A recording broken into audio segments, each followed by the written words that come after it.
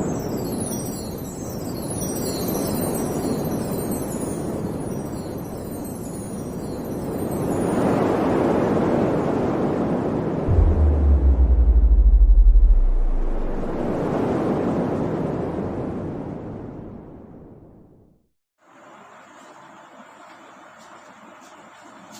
Dear students, hopefully ગઈકાલે આપણે બહુલક શોધવાનો પહેલો સમ જોયો તે તમને સમજાયો હશે.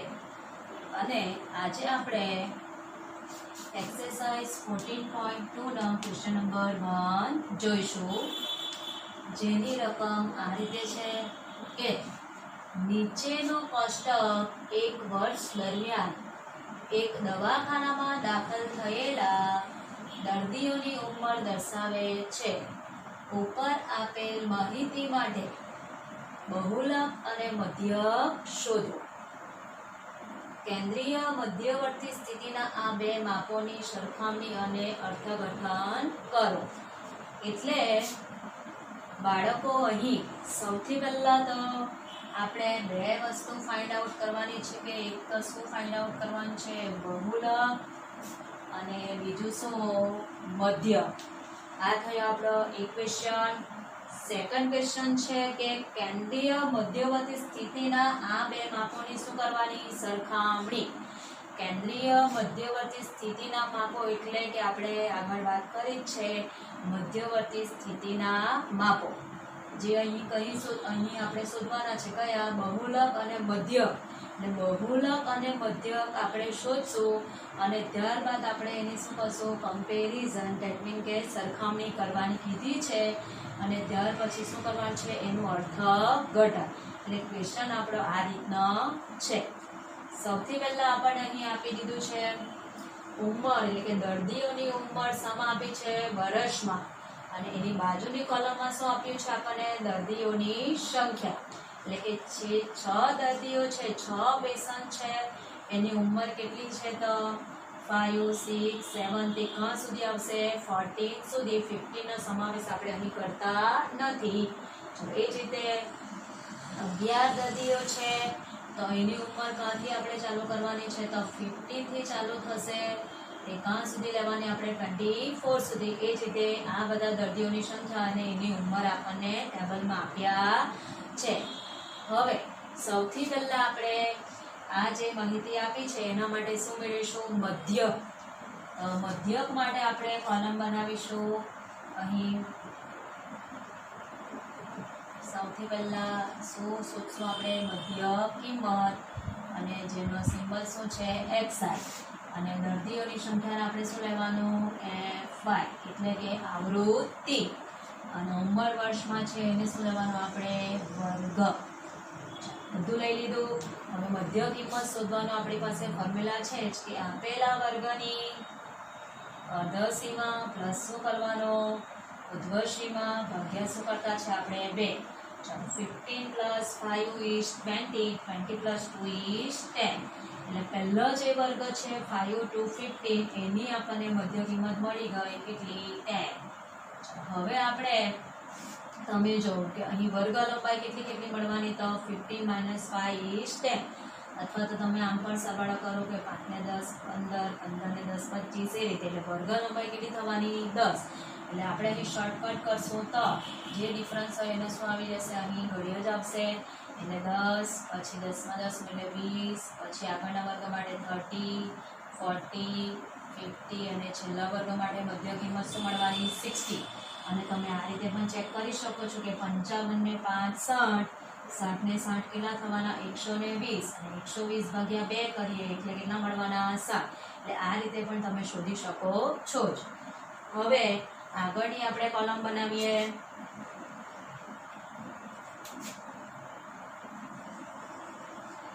હવે તમે અહીં જોઈ શકો છો કે અહીં ગુણાકારની રીતે, એટલે કે આપણે ગુણાકાર કરશું FI ની રીતે પણ તમે અહીં આ સમ કરી શકો, મધ્યક શોધવાનો, અથવા તો એઝ્યુમિનની રીતે પણ કરો, અથવા તો પદ વિચલનની રીતે પણ કરી શકો.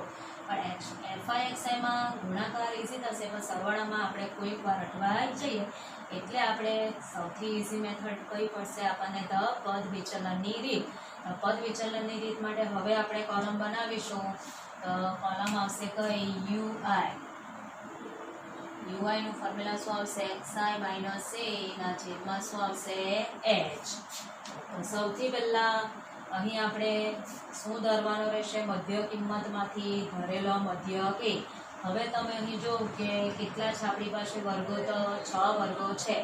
તો એ 6 વર્ગો માટે આ ઉપરના બે અહીં જશે આ ઉપરના બે એટલે 30 કે 40 માંથી આપણે શું ધરી શકીએ તો ધરેલો મધ્ય. તો આપણે અહીં 40 ને શું ધરી લઈશું ધરેલો મધ્ય a. હવે ત્યાં આગળ આપણે સીધું શું મૂકતા છે 0. પછી 0 ના નીચેના વર્ગ માટે આવશે 1 ને 2 અને ઉપરના વર્ગ માટે શું મૂકી શકીએ -1 -2 અને -3. એટલે આ રીતે થઈ ગયું આપણું યુઆઈ મેળવી કાઢ્યું. હવે ચેક પણ કરી લેવાનું એક વાર તો 10 માઇનસ તમે 40 કરો તો -30 મળે અને -30 ડિવાઇડેડ બાય વર્ગ લંબાઈ કેટલી h 10 એટલે 10 કરશો ભાગ્યા તો તમને શું મળશે -3. એટલે આ રીતે પણ મળી જાય. હવે આપણે આગળની કોલમ બનાવીશું. છેલ્લી કોલમ fi અને ui નો શું મેળવવાનો ગુણાકાર. તો fi અને ui નો ગુણાકાર કરીએ તો પહેલા વર્ગની આવૃત્તિ કેટલી છે 6 અને ui આપણે કેટલો ફાઇન્ડ આઉટ કર્યો -3 એટલે 6 તાલી 18 અને પ્લસ માઇનસ સાઇન પર આવવાનો માઇનસ. આગળ જોઈએ 11 દુ 22 એટલે પ્લસ માઇનસ -22. એની આગળ જોઈએ 21 એકુ 21 એટલે -21. આ તો શું રહેવાનો 0. હવે 14 into 1 એટલે કેટલા આવવાના 14 અને અહીં 5 દુ કેટલા થઈ જવાના 10. હવે આપણે શું મેળવીશું sigma fi ui.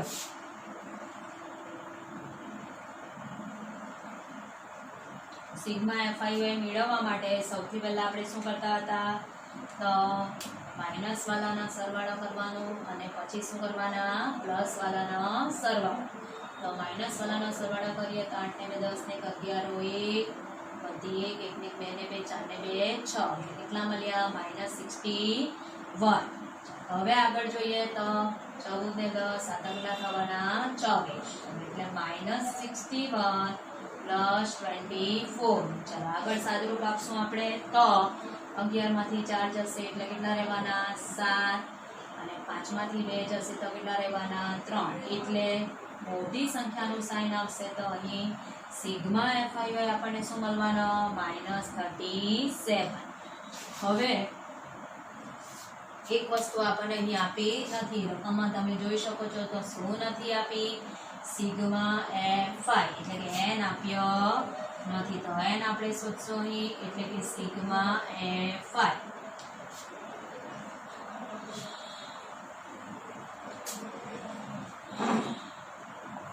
Sigma fi આપણે ફટાફટ ગણતરી કરી નાખીએ તો 6 ને 2 8 8 ને 3 11 11 ને 4 15 15 ને 5 20 બધી 2 2 ને 1 3 ને 2 5 ને 7 ને 8 એટલે સિગ્મા fi આપણને કેટલા આપેલા છે 80. એટલે કે દર્દીઓની સંખ્યા અહીં આપણને કેટલી મળી ગઈ 80 મળી ગઈ. હવે સૌથી પહેલા આપણે અહીં વેલ્યુ લખવાની રહેશે કે અહીં a ધરેલો મધ્ય કેટલો લીધો આપણે 40. ત્યારબાદ sigma fi ui sigma fi ui આપણે કેટલો મેળવ્યો તો -37. ત્યારબાદ આવશે સિગ્મા fi આપણે મેળવ્યો 80 અને ત્યારબાદ છેલ્લે આવશે વર્ગ લંબાઈ h અને વર્ગ લંબાઈ h આપણે આ રીતે જ મેળવીએ કે 15 - 5 અથવા તો 45 - 35 જે લખો તે એટલે કેટલી મળી ગયા આપણને 10. આ રીતે તમે વર્ગ લંબાઈ ફાઇન્ડ આઉટ પણ કરી શકો. કોઈ પણ વર્ગ લઈ શકો પણ આપણે અહીં પહેલા વર્ગ માટે લખ્યું. હવે સૂત્રમાં શું મૂકશું ફક્ત વેલ્યુ એટલે કે મધ્યક x bar equal to formula આ રીતે છે a plus sigma fi ui ના છેદમાં સિગ્મા શું આવશે fi અને મલ્ટીપ્લાય બાય શું આવશે તો h.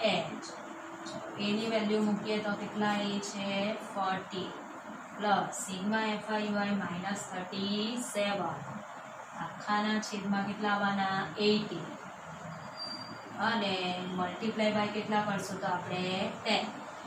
હવે આગળ સાદરૂપ આપીએ તો 40 plus minus minus 37 over 80 multiply by કેટલા આવશે 10.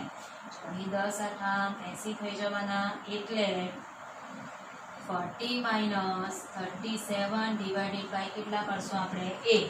37 ભાગ્યા 8 કરીએ 8 32 7 માંથી 2 જશે તો 5 0 એટલે અહીં પોઈન્ટ 8 48 10 એટલે અહીં 2 અને આ 20 8 16 અને અહીં જશે 40 થશે અને 8 50 40 એટલે હવે આપણે લખી શકીએ કે x bar equal to 40 minus કેટલા થશે 4.625.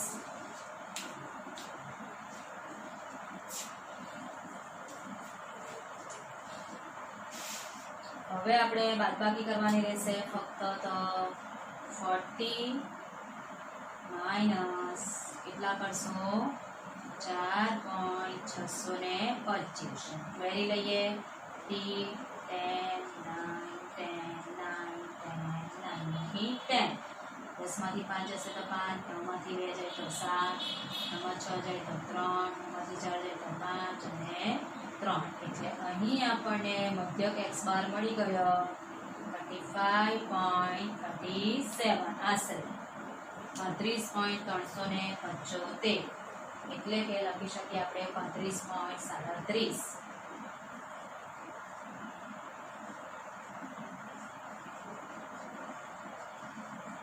આશરે.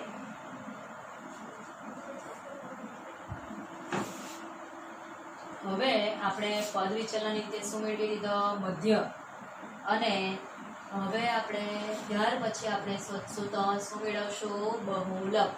તમે ધ્યાનથી એને એકવાર જોઈ લે.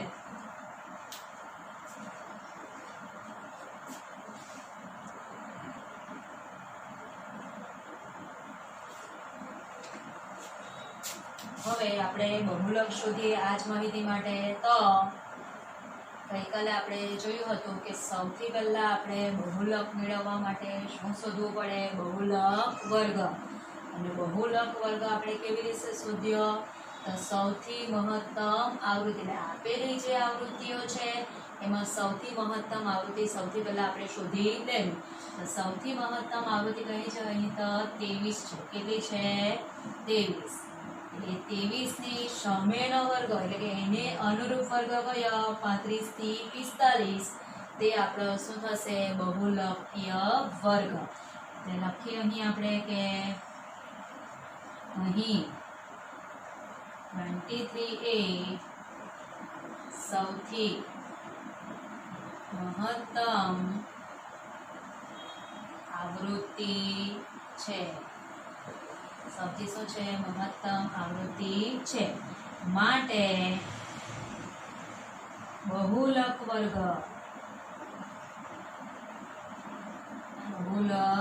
વર્ગ એટલે કે સૌથી મહત્તમ વર્ગ આવૃત્તિ ધરાવતો વર્ગ એ કયો છે તો અહીં 35 to 45 એટલે કે બહુલક વર્ગ કેટલો મળ્યો આપણને 35 થી 45 છે. થઈ ગયું. બહુલક વર્ગ કયો મળ્યો તો 35 to 45 છે. હવે આપણે શું મેળવવાનું ત્યારબાદ લોઅર લિમિટ લેવાની છે કે n એટલે કે બહુલક l લખીએ તો અહીં n ઇક્વલ ટુ લખીએ આપણે કે બહુલક વર્ગની શું લેવાની આપણે અધસીમા. બહુલક વર્ગની અધસીમા કેટલી છે અહીં 35 અને 45 એ તો શું છે આપણી ઉર્ધ્વ સીમા. ત્યારબાદ શું લેવાનું f1 બહુલક વર્ગની આવૃત્તિ. બહુલક વર્ગની આવૃત્તિ એટલે કઈ થવાની આપણી 23. અહીં લખી દેવાનું આપણે આ શું છે આપણી f1 આની આગળ 1 ની આગળ 0 અને 1 ની પાછળ શું આવશે 2. નેક્સ્ટ લખીએ આપણે f0 બહુલક વર્ગની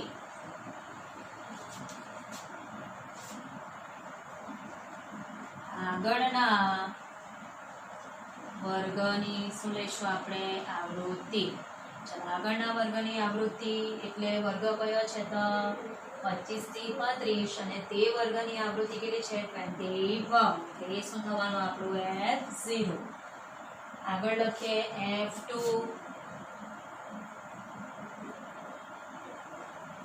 બહુલક વર્ગની પાછળના વર્ગની આવૃત્તિ. પાછળનો વર્ગ એટલે કયો છે તો 45 થી 55 અને તે વર્ગની આવૃત્તિ કઈ છે તો 40. હવે લાસ્ટલી આપણે શું પહોંચવું બાકી છે તો વર્ગ લંબાઈ h. વર્ગ લંબાઈ h આપણે મધ્યકમાં શોધી જ છે. કેટલી શોધેલી 10. હવે 1 by 1 આપણે આ બધા વેલ્યુઝ ફોર્મ્યુલામાં મૂકતા જઈશું.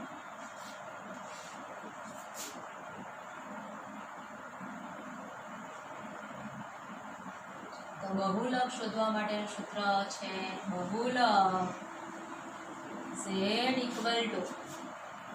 L પ્લસ બ્રેકેટમાં શું આવશે f1 માઇનસ f0 આખાના છેદમાં 2f1 minus f0 minus f2 multiply by વર્ગ લંબાઈ h.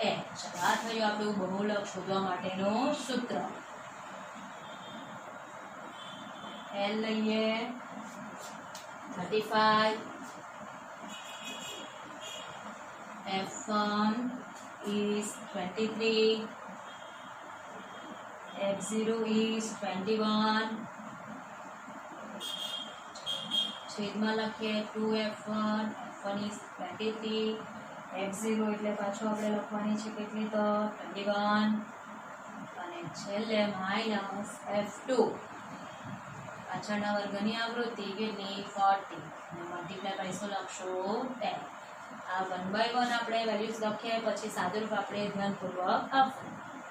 એટલે 35 પ્લસ બ્રેકેટમાં 23 ઓછા 21 એટલે કેટલા થવાના 2. આગળ આવીએ 23 2 46. અહીં માઇનસ માઇનસ એ થશે શું પ્લસ અને જેટલા શું આવશે તો માઇનસ જ આવશે. બેનું માઇનસ સાઇન છે એટલે કેટલા થશે 3 અને 4 1 5 46 માઇનસ 35 મલ્ટીપ્લાય બાય શું કરશો 10. આગળ વધીએ 35 પ્લસ સાદુરૂપ આપીએ તો 2 મલ્ટીપ્લાય બાય શું થઈ જશે 10 ડિવાઇડેડ બાય કેટલા થશે તો 11. હવે આપણે કેટલા કરશું તો 20 ભાગ્યા કેટલા કરવાના રહેશે 11. આપણે 20 ભાગ્યા 11 કરીએ તો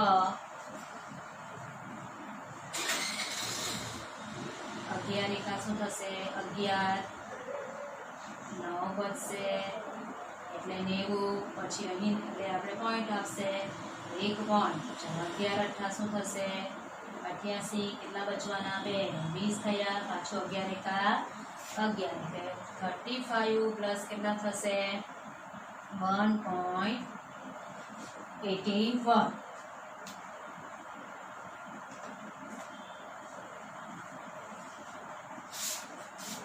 હવે આપણે સરવાળા જ કરવાનો છે તો 35 પ્લસ 1.81 એટલે કેટલા થશે તો 36.81 આશરે. હવે આ આપણને શું મળી ગયો બહુલક z. આપણો એક ક્વેશ્ચન હજુ પૂરો થયો કે બહુલક અને શું મેળવી લીધા આપણે મધ્યક. હવે આપણે શું કરવાનું છે બે માપોની સરખામણી કરવાની ને શું કરવાનું છે અર્થઘટન. હવે બે માપોની સરખામણી કરવાની છે એટલે આપણો મધ્યક x બાર આપણને શું મળેલો હતો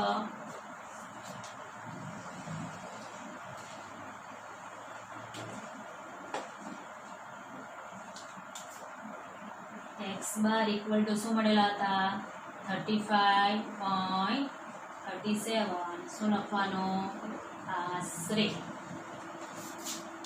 35.37 આપણે મધ્યક શોધ્યો. હવે સરખામણી કરવાની છે એટલે અહીં આન્સરમાં આપણે લખી શકીએ કે આમ આપેલ માહિતીનો બહુલક એ મધ્યક કરતાં શું છે વધારે છે એ આપણે એની સરખામણી કરેલી કહેવાય. હવે અર્થઘટન કરીએ તો અહીં દર્દીઓની સંખ્યા અને બાજુમાં શું આપેલું ઉંમર સામે આપેલી છે વર્ષમાં, એટલે એકમ અહીં શું લખાશે તો વર્ષ લખાશે. એટલે પછી હું તમને જવાબ લખીને બતાવીશ છેલ્લે. પણ અત્યારે આપણે એની ચર્ચા કરી લઈએ.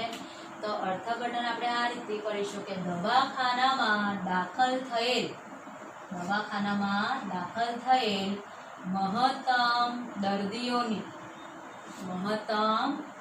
દર્દીઓની સંખ્યાની ઉંમર કેટલી થવાની 36.81 વર્ષ આશરે છે અને દાખલ થયેલા તમામ દર્દીઓની એટલે કે બધા દર્દીઓની સરેરાશ ઉંમર કેટલી થશે 35.37 આશરે છે. એ પણ સમય લખશો આપણે વર્ષમાં. હવે બહુલક અને આપણે મધ્યક શોધવાવાળા પહેલો દાખલો જોયો. બી આવા તમને લોંગ ક્વેશ્ચનમાં પૂછાઈ શકે, કારણ કે અહીં તમને આ દાખલો 3 માર્ક્સમાં બી પૂછાય અથવા તો કેટલા 4 માર્ક્સમાં પણ પૂછી કાઢે. 2 વસ્તુ આપણે મેળવવાની હતી એટલે 2 માર્કો શોધ્યા. એટલે હવે હું તમને એનો આન્સર છેલ્લે લખીને આપું છું.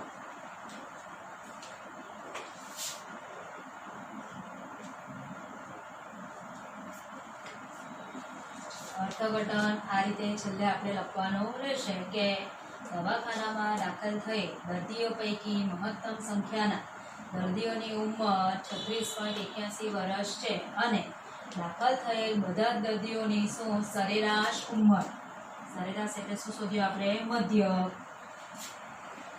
ઉંમર 35.37 વર્ષ છે. એટલે અહીં આપણે આ જરાક મધ્યક પણ લખી લીધો છે.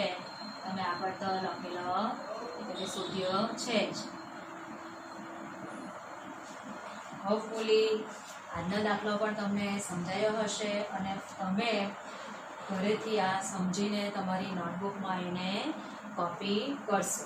સમજ્યા વગર આવા દાખલા થશે નહીં.